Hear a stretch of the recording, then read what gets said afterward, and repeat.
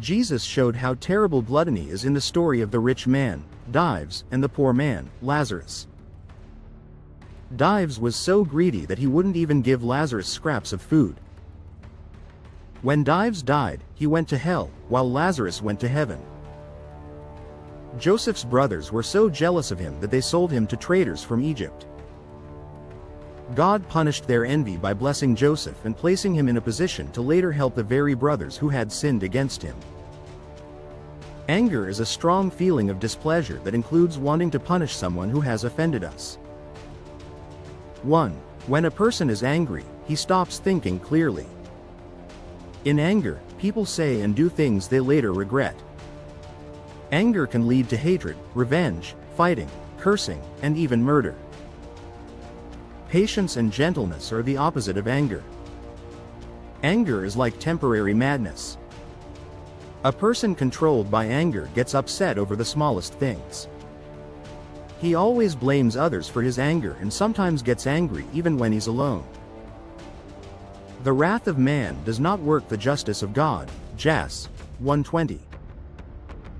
Willful murder, one of the sins that cry to heaven for vengeance, comes from anger. When Cain killed Abel, God said, "The voice of thy brother's blood crieth to me from the earth." General 4:10. 2. A person who gives in to anger harms his health, becomes disliked, and risks losing his soul. Some people have had strokes or even died because of intense anger. If anger can hurt the body this much, it harms the soul even more. 3. When we feel ourselves getting angry, we should avoid speaking or acting until we calm down, especially by praying. Saint Francis de Sales said he made an agreement with his tongue never to speak when his heart was upset. Let every man be slow to speak and slow to wrath. Jas.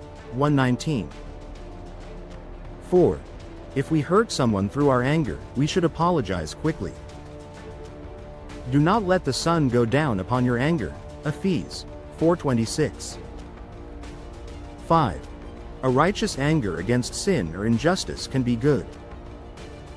We are allowed to hate the sin but not the sinner.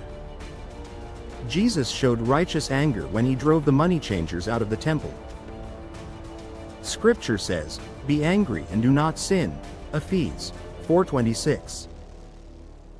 Gluttony means wanting too much food or drink or overindulging in it. 1. Gluttony is greediness with eating and drinking. Saint Paul said that some people make their stomach their god. Phil. 3:19. We should not be greedy or picky about food. Temperance, self-control, is the opposite of gluttony. We shouldn't eat more than we need. We eat to live, not live to eat.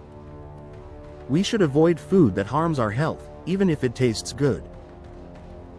It's important to eat at regular times and not complain about food that is not fancy. Food's purpose is to give us strength to serve God. 2.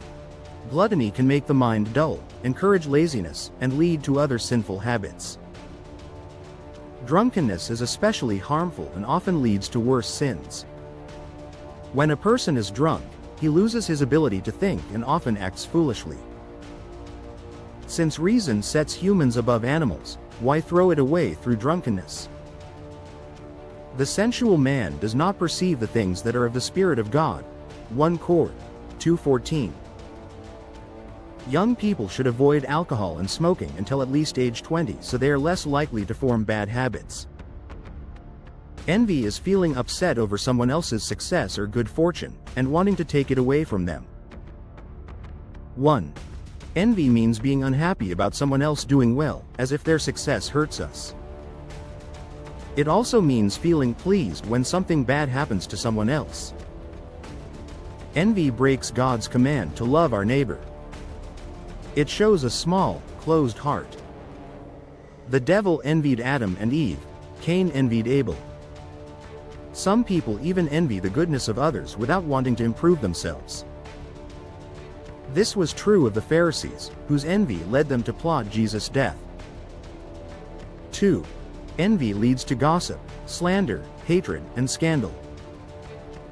An envious person sees everything in a negative way and never finds peace in his own heart. Joseph's brothers envied him so much that they sold him into slavery. Envy can ruin a person's soul and lead him to give himself over to evil. 3. One of the worst kinds of envy is being jealous of another person's spiritual good.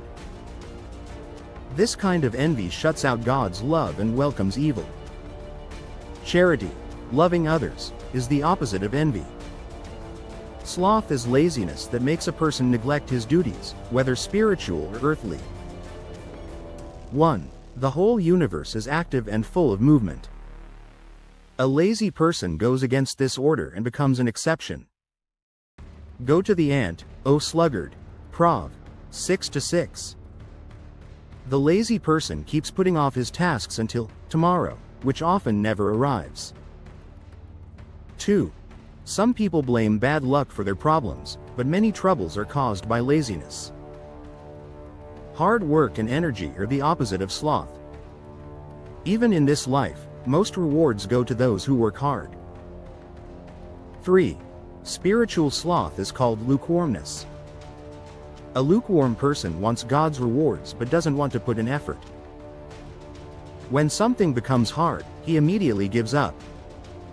Many great sinners became great saints, but lukewarm people almost never do. Scripture says, "Because thou art lukewarm, I am about to vomit thee out of my mouth." Apunk. 3:15-16. 4. Sloth leads to many sins. Idleness creates opportunities for vice. When someone has nothing good to do, he often turns to harmful activities. A busy person avoids many temptations.